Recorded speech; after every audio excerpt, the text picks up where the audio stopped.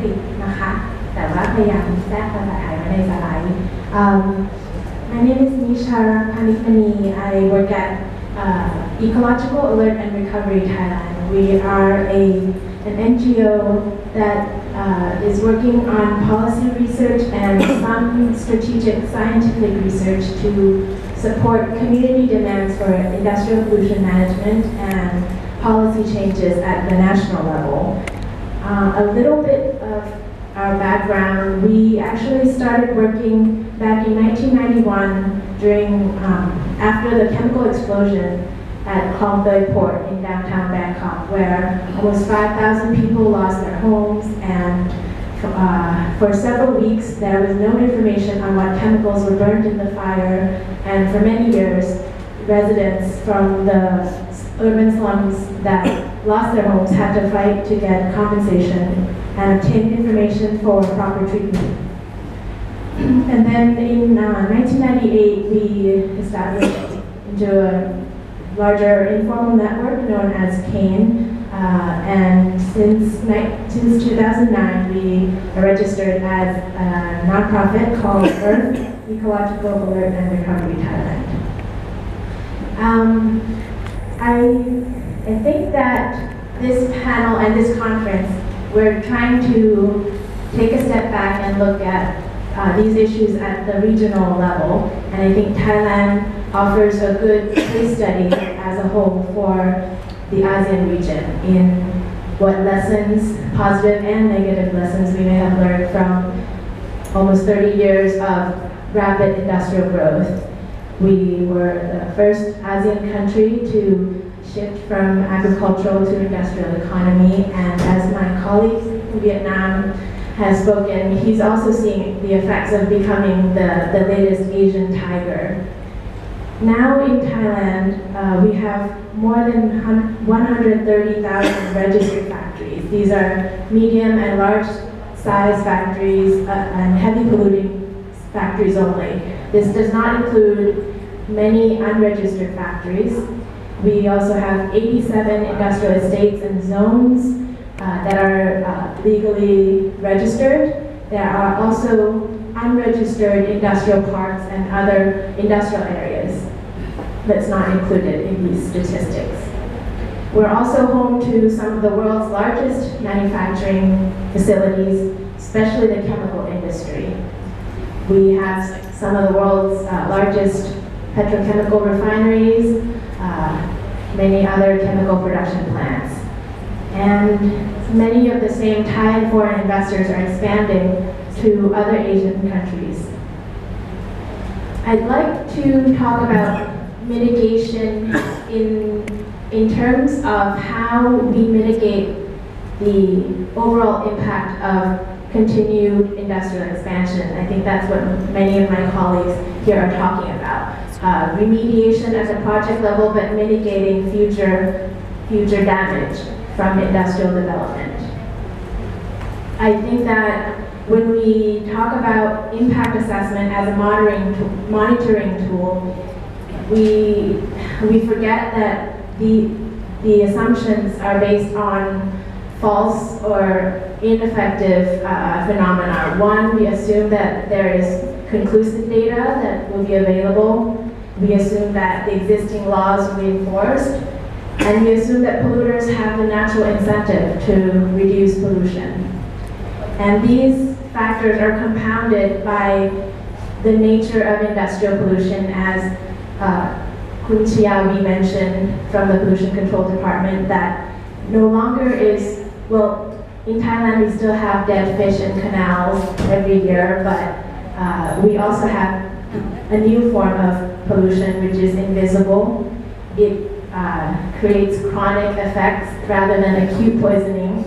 It accumulates over time and also accumulates with exposure to a slew of different chemicals in the same body, many of which we don't even have sufficient scientific research to understand quite yet.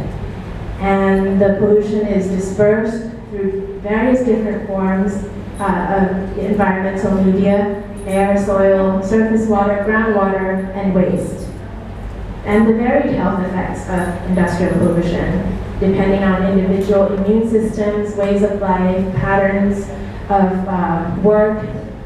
So from many sessions that I've heard so far yesterday and today, it's difficult to prove conclusively without a doubt the causal relationship between environment and health damage, but that doesn't mean that we shouldn't take any action. As you can see, many polluted sites in Thailand, they have invisible accumulative damage, and the question I would like to ask the audience and the panel is, how do we hold individual polluters accountable in addition to remediation? The photos here are from 304 Industrial Park in Prajinburi, eastern Thailand. Here, there are more than 130 factories. There are at least 2 coal power plants and an unknown number of pipes that link the factories that line the canal with the canal water. As you can see, there's always mysterious sources of water coming into the canal. And it is one of the pollution hotspots that Earth has been working with. The major source of pollution that we've tried to study is mercury contamination from coal power plants and the paper and pulp industry, which uses some mercury-containing fungicide, possibly. And this is also a community where people still live off the local fish as the main source of food and income. These are examples from the pages of the environmental impact assessment, where it outlines how the coal ash will be safely disposed by being mixed with soil as fertilizer. And of course they claim this is only bottom ash. Fly ash will be properly disposed, but local communities have no way of knowing what ends up in the eucalyptus fields, which are also privately owned. And this is an example of some of those eucalyptus fields just taken earlier this year. This does not look like bottom ash. This is an example of mysterious pipes of wastewater that are claimed to be treated. Communities don't trust this information because they see dead shellfish floating in the canal. We even hear stories of the morning glory that's grown here.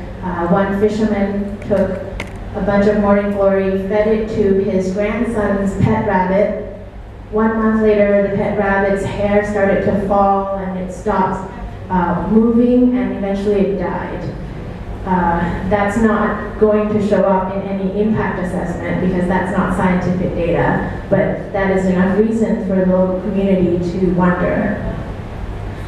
We collaborated with an international NGO network called IPEN, International POPs Elimination Network, and a foreign laboratory to test samples of fish tissue and human hair from the canal that is downstream and within 2 kilometers radius of the coal power plants and paper and pulp industry.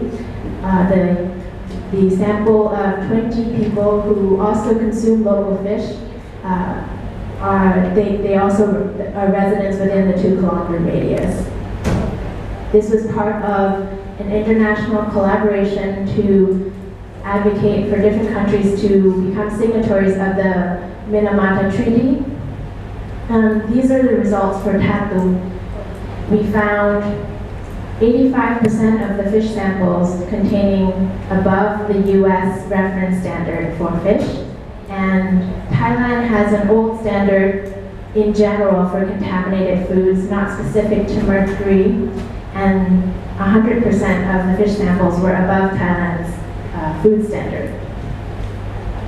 As for human hair, 100% of the samples were above the EPA, the US EPA reference standard, suggesting that mercury in the environment collects in the local fish and then collects in the people who consume local fish. And the release of the data, we organized a press conference in collaboration with the local communities. They delivered samples of dried fish from this area to the Pollution Control Department and the Department of Industrial Works. And since then, there's been a tri-party committee set up to explore, to identify sources of mercury contamination in this area. But again, the discussion is strictly about what is within the legal standard, not what is safe. And in this example, this shows how a very tiny amount of mercury accumulates into dangerous concentrations in food and people. And this is the WHO statement on biomagnification of mercury. The bioconcentration factor is that in 1 ppm or parts per million of fish tissue, 1 ppm of mercury in fish tissue, it can come from as little as 0.00001 ppm of methylmercury in water.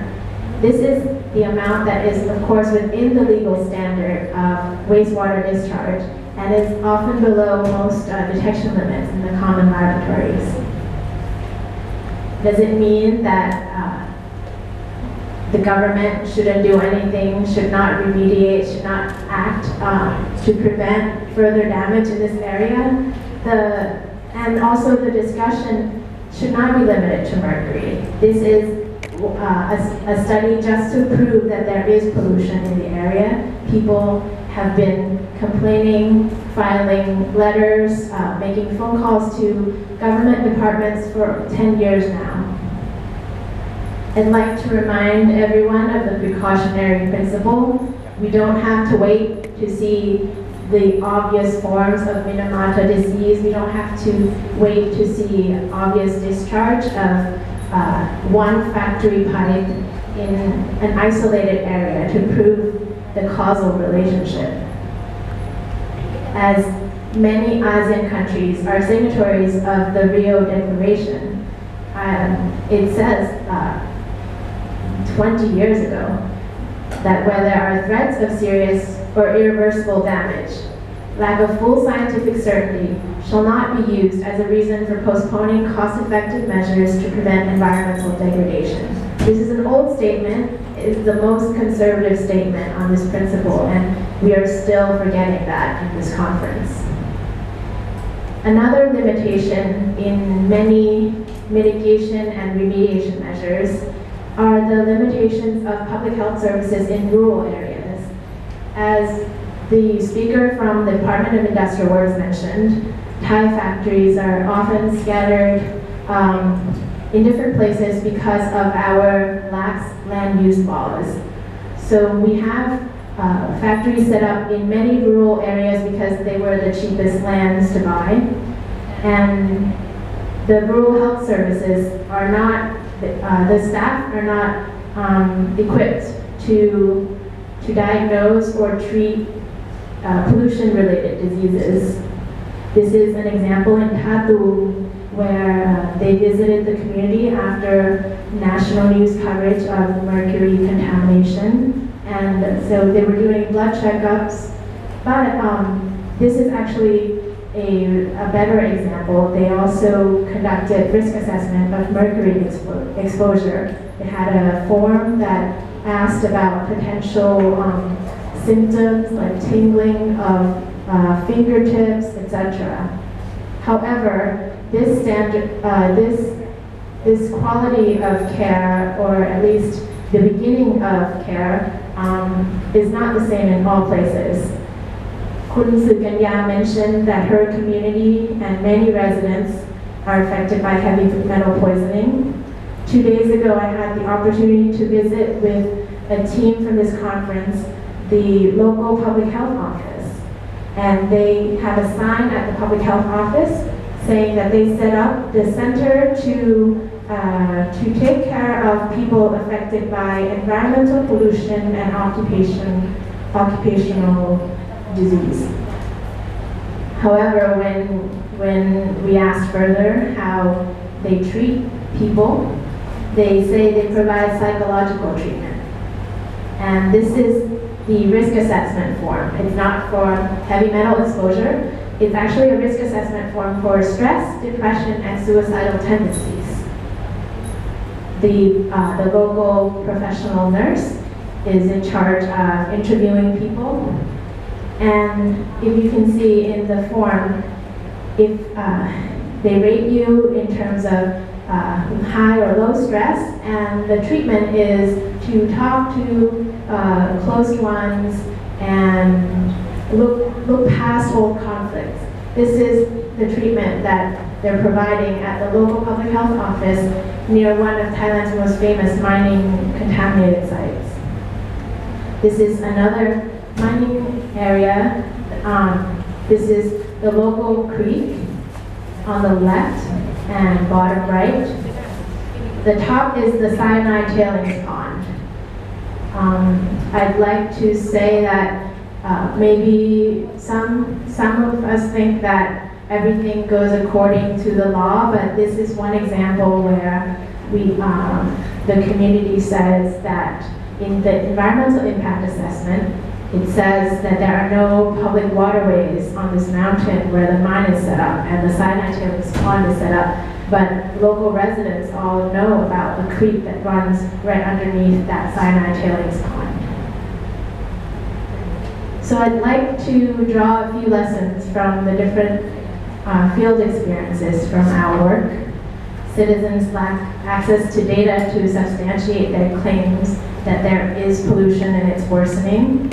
And even government agencies lack access to data to remediate and to hold individual polluters accountable. And under this condition of inconclusive data, we often find that many government officials, not all, but many, want to prevent what they call public panic at the expense of communicating the true risk, which is sometimes communicating that they are uncertain how much at risk people are. Existing law enforcement mechanisms, as many people will say, and the representative from Enlaw will also explain further, is another problem. And with the lack of publicly available data, we cannot hold individual polluters accountable. I'd like to add just one more example and offer a suggestion or recommendation. In Mataput, as many of you know, it's a very famous case, and it's the world's 8th largest petrochemical estate. It's also one of Thailand's largest industrial cities. In 1997, the local school was relocated because of the terrible smell. There may have been other things in the air, but all they had at the time was just the smell. We collaborated with an NGO from the US, the Global Community Monitor, and we collected bucket samples of air to test for volatile organic compounds. At the time, the government was saying that VOCs were too difficult to monitor, and so there was no data at the time in 2000. We found from 6 air samples taken in 2000 and 2003 that there were more than 50 VOCs in the area. We published the data in collaboration with Greenpeace Southeast Asia and Global Community Monitor, and tried to communicate to people the potential effects of these carcinogens. And not too long after that, the Pollution Control Department began monitoring different areas in Mataput area and nearby, and set up Thailand's VOC standards. However, this graph shows 10 years worth of monitoring data, and the red line at the bottom is the VOC standard, the annual standard for 1,3-butadiene, which is a carcinogen. And you can see all 10 years, it's still above the legal standard. Again, for benzene, 10 years above the legal standard. And this is 1,2-dichloroethane, another important pollutant from petrochemical industry, also above the legal standard for 10 years. And there is no incentive for polluters to reduce or improve. And this is actually not in Mataput, but 30 kilometers east. And it used to be an agricultural area, and it still is, but there is a new petrochemical industrial estate that expanded to this area. And they're also replicating the same behavior. This is 1,3-butadiene, above the legal standard. And I'd like to say that it shouldn't be a mystery where these chemicals are coming from. Many of these companies are foreign companies that comply with other laws back home that we do not have. One important law is not a law that regulates how much pollution they can release, but simply whatever they release, they must report to the public every year. And this is an example of the U.S. Toxic release inventory, which is released to the public every year. And this is 2013 data on refineries. This shows what chemicals are released in what quantity every year.